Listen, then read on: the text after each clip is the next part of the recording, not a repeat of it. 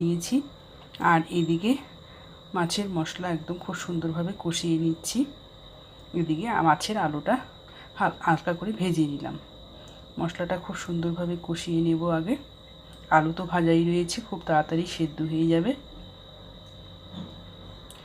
এদিকে মাছগুলোও ভাজা হয়ে গেছে, খুব চটজলদি এই মাছের রেসিপিটা হয়ে যাবে বন্ধুরা,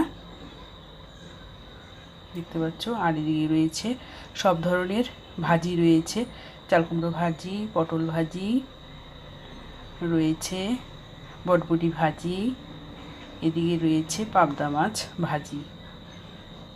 ভাজি কমপ্লিট হয়ে গেছে। এবার পাবদা মাছটাও ভেজে নিয়েছি, পাবদা মাছেরও একটা রেসিপি তৈরি করব। এদিকে ডাঁটার চচ্চড়ি করেছি সর্ষে বাটা পোস্ত বাটা দিয়ে, ডাঁটার চচ্চড়িও তৈরি হয়ে গেছে বন্ধুরা। এবার এদিকে পাবদা মাছের সর্ষে পোস্ত বেটে এই পাবদা মাছটা আমি রান্না